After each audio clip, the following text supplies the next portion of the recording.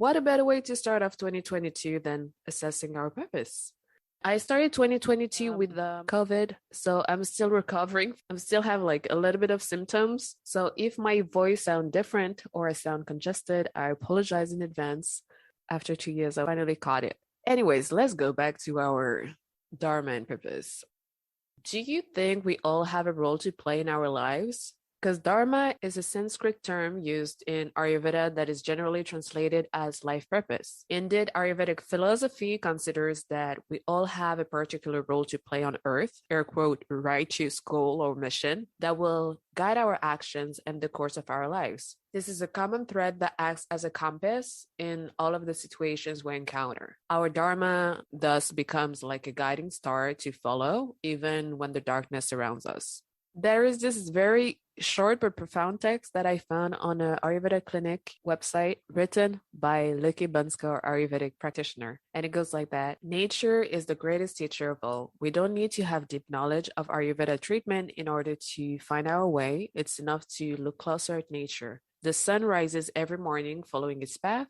The birds wake up. The sunflowers look at the sun to bathe in its light and warmth. At dusk, when its duty has been filled, the sun leaves its place to the moon.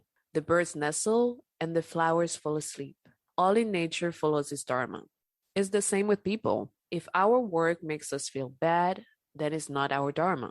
If we live with someone who makes us unhappy, this is not our dharma. If what we believe to be our duty brings us negative emotions, weariness, and sadness, we must just stop doing it and find the thing that brings us joy and pleasure. And it does not matter if it's work, love, or something else. Following your dharma means to find balance and harmony in life, which makes you happy and peaceful. Isn't it so beautiful and nice? And it makes total sense and logic to me. But let's develop. In the Ayurvedic philosophy, our life is to know and experience the greatest cosmic consciousness that is the origin of the universe. So for this, we must know how to balance 4 essential aspects of our lives, divided in the Dharma, the Artha, the Kama, and the Moksha. I hope I pronounce everything right, but you can always look them up. So the Dharma, which is our mission in life, also called the right action. The Artha, which is abundance and material success.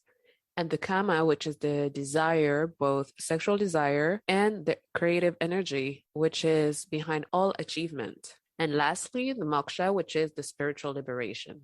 So we therefore consider that everything has its place.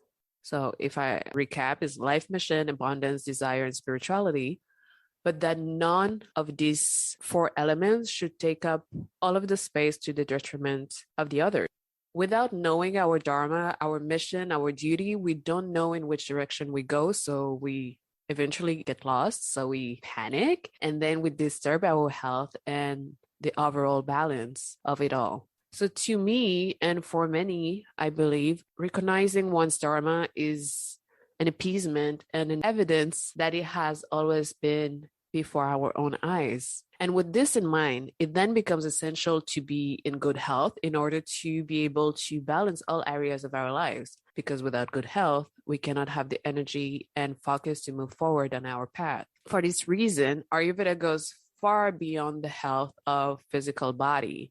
This medicine, philosophy, way of life was put in place to allow us to realize our vocation. Now that all of the specific Ayurvedic terms are out of the way, let's go a little bit deeper and extend in a more practical way. Listen after the jam.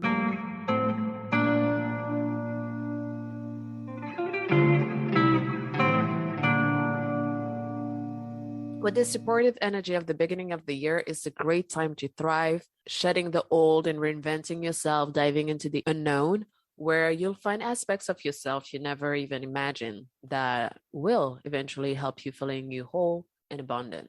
So why not exploring your life purpose to do so? The Dharma is both our mission on this earth, as we saw in the introduction, our duty to be in the rightful action. We can therefore deduce that it is something positive, not only for the person who's actually walking in their purpose, but also for the people around them and society in general. We're not talking here about a goal that is purely selfish or that would be achieved at the expense of others. So starting from this principle, there are different ways of being able to concretely name one's Dharma. For some who nurture passion from an early age, chances are that it will be part of the Dharma. And for others, it may be less obvious.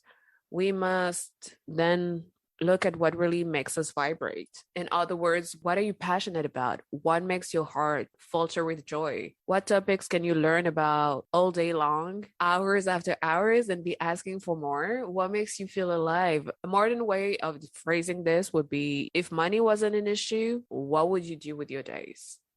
This is usually a good starting point to realize what makes us unique. We imagine, often wrongly, that our life purpose is supposed to be something grandiose, finding the invention of the century, eradicating hunger in the world, etc. But it is most often in the simplest things that we find it. Taking care of your family, coaching the neighborhood children at football, creating a beautiful garden with lots of vegetables and fruits that you distribute to your community, or the way you raise your kids and inspire other parents to have a more gentle approach on education, etc.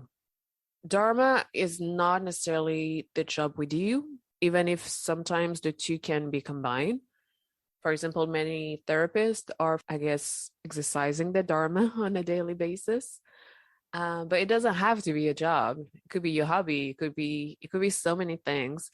But then again, are we supposed to have it all figured out right away? Can it be more than one thing, or does it have to be that one big life mission? Like just this one thing? Can it change along the way just as we evolve as human beings? Yeah, that's like, to me, like questions worth asking, because there is this hype around finding your purpose, especially on social media. Quick story time about this coach. I think she was a life coach, and she approached me on Instagram asking me about my life purpose, like if I did find my life purpose, etc. So I gave her like a very short answer because I don't know this person. And at the same time, I felt like the approach was not very genuine. It was more like, I want you as my client. So I didn't bother to give like a detailed answer. And I don't know, she was like harassing me in a way to get to tell me like more about my life purpose, and like telling me that this is not a life purpose, that I need to go deeper and blah, blah, blah. I was like, dude, what is it with why do I absolutely find this life purpose and share it with you or with anyone for that matter? Yeah, I mean, that was very strange. And this is not the only time like people ask about what's your story, like what's your life purpose. Like I think there's a lot of pressure around that is, to me, only unnecessary pressure, because first of all, like I don't think we must fetch our life purpose at all costs. Hear me out. Putting all of our efforts into finding our purpose can be detrimental in the sense that we are not enjoying the present anymore, and we're not satisfied with everything that we already doing, and constantly being in the states of looking for something can actually become restless or make us more restless and making us lose our anchor, like we're not grounded anymore. So that said, I do believe that our life purpose is already within us anyways.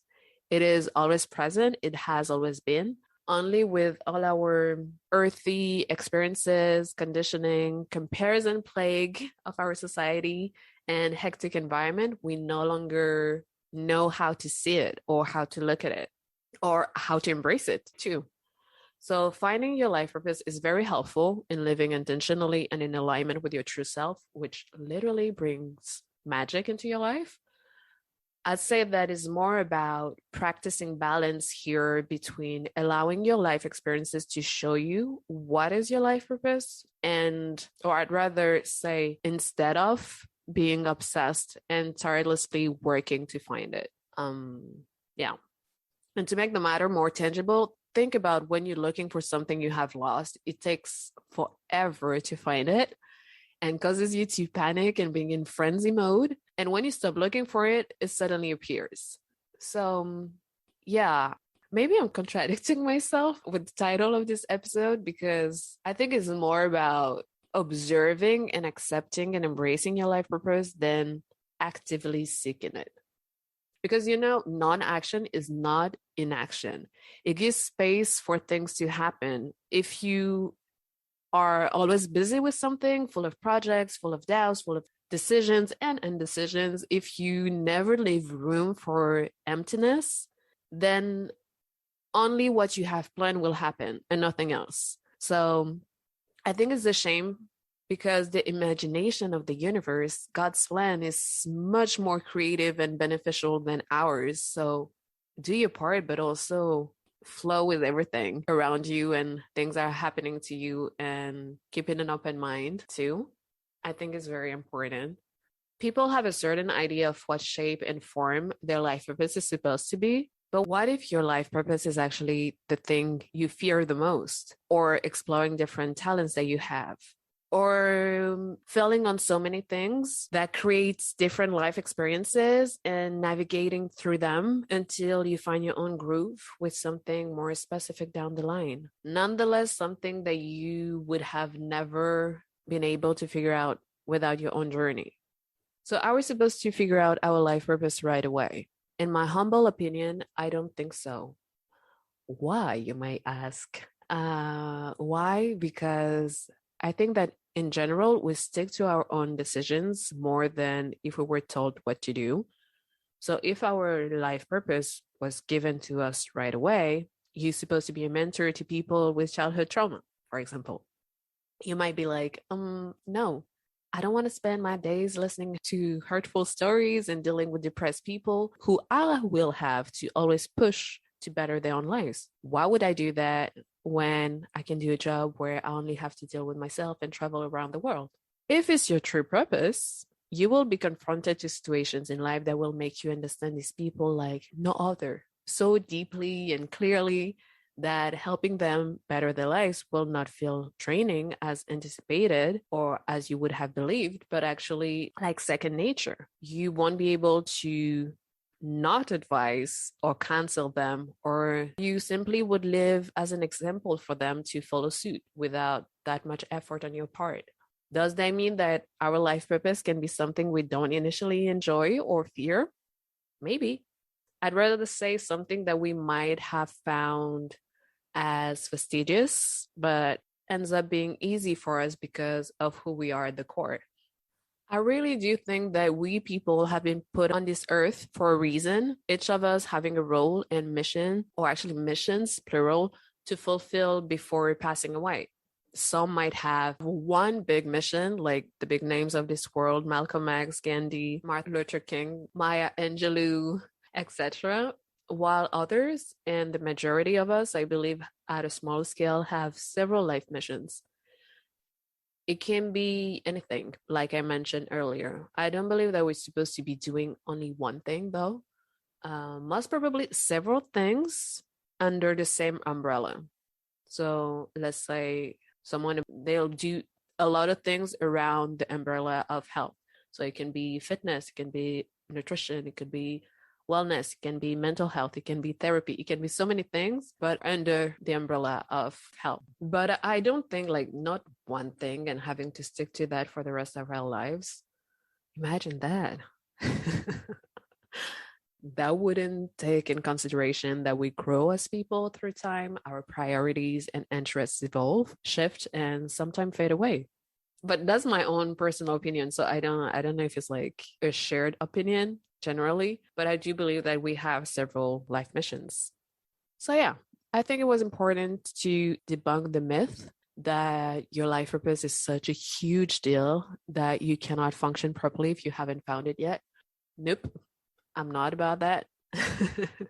There's actually a non-question since you will find it eventually. At least if you live in a life that is more curiosity based and you keep your open mind and you are actively observing it, or let's say looking for it, but not tirelessly.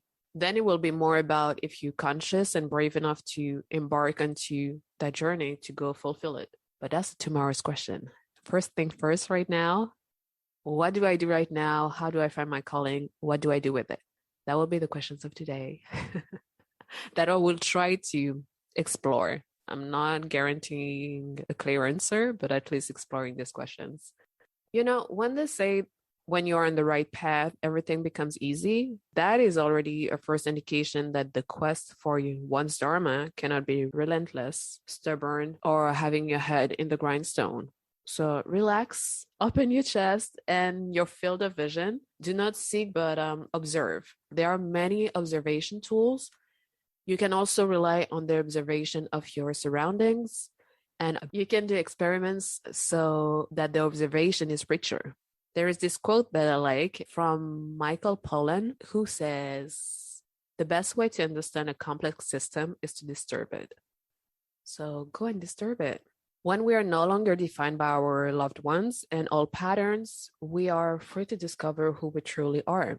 And I've been talking a lot about self-worth, self-discovery, self-improvement on all of these episodes of this podcast. So you can always go back to them to get more insight on this matter.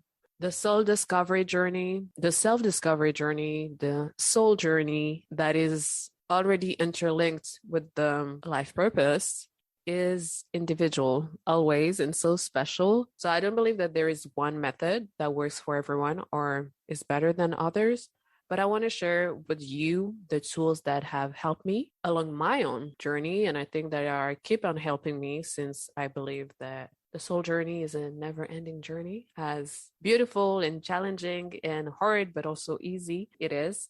So with these tools, I feel like I have the feeling of getting closer to my Dharma every day. So if this can inspire even one of you, I'll be happy to share. So there are affirmations and questions which are great value to me that I've been asking myself. So here they are. Your mission is a service to the world and not the reverse. The other one is turn your flaw into a skill. Say yes to life, always seize opportunities, be alive, and act like it. I think I expanded much more on the 2021 reflections episode about truly like living your life and not be the audience of your life. And now the questions. If you had all of the time and money in the world, what would you do? What did you want to do when you were little?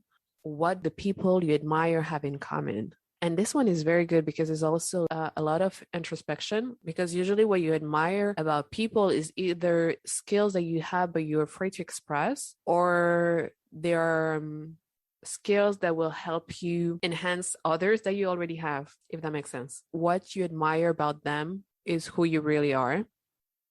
And the last one is not a question, but it's a reminder, I think, is play big, don't shrink your light, don't be afraid to be seen. Be humble, yet dream big and act on it. This is your mission and your duty. And I would love for you to, if you have any, like to share with me on Instagram or by email. It's always super interesting to see how others have these like self-reflective questions and affirmation that help them through life. So I've also learned through my own journey that creating space is extremely important to actually align with the updated version of yourself that you want to embrace and live as. And for that, letting go of attachments of things and people that don't resonate with you anymore, that don't make you feel good about yourself or that don't rise you up is an inevitable step.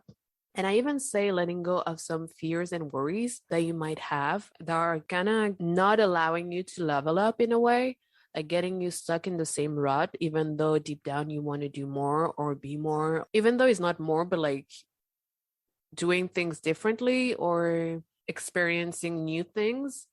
Actually, I'm currently reading that book called Feel the Fear and Do It Anyway by Susan Jeffers. It's very interesting because it just like reminds you that the fear will never go away, but you just have to feel it and do it anyway. So by doing it, you kind of transcend the fear.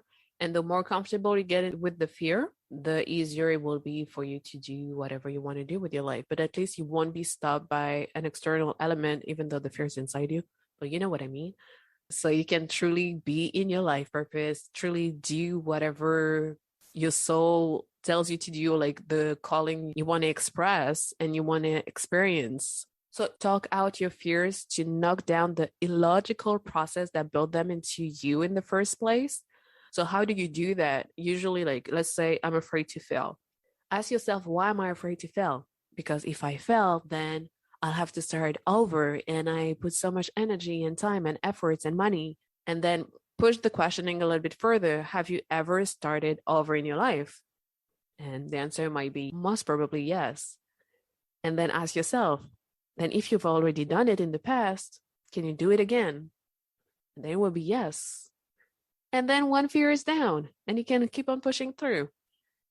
So I would say living as if equals to be a match to whom you want to be. So developing new habits help in that department too, and eventually can lead you to an epiphany, letting you know more precisely or more clearly what is your life purpose. Once again, to go back to your life purpose is not a huge deal that everybody is making it to be. Start with what you know, meditate on it, and then go deeper and finally expand on that. You cannot be an expert overnight. Starting small, one step at a time to grow into something or someone who delivers much more value to your environment, community, and to the world takes time. So, yeah, take your time. And also be okay with things not going exactly the way you want them to unravel. If it's your purpose, you're not doing it for the end result, even if it still feels good, but it's more about the journey. So you learn, perfect your skills along the way because of the experiences of that specific journey that is only yours, and who will make you learn about who you're becoming along the way too. So even if after all of that, you still don't have the clarity you want to step into your life missions, it's okay. It's okay. Chill, listen to your intuition, try and fail at different things. Even if people might think that you were a little bit lost or you cannot make up your mind because you're always doing one thing and then start another, etc. But do it anyway until you find what brings you joy and fulfillment. It's not about the others, it's about you, how you feel. Because once you'll be like joyful and fulfilled, you'll be shining even brighter. And by shining your own light, you'll be able to shine on other people too, and make them shine too. And then, one person at a time, but it will make at least your family or your friend group or your community be more joyful, more aligned, more in higher vibrations. So to be able to move forward in life, you have to take the time to know yourself. Reflecting on one's Dharma, life purpose, thus gives us a solid key or even keys to remaining strong in the face of life's bad weather or bad cycle, or even not even bad, but like, the cycle when you're a little bit confused or you feeling more negative or not feeling your best.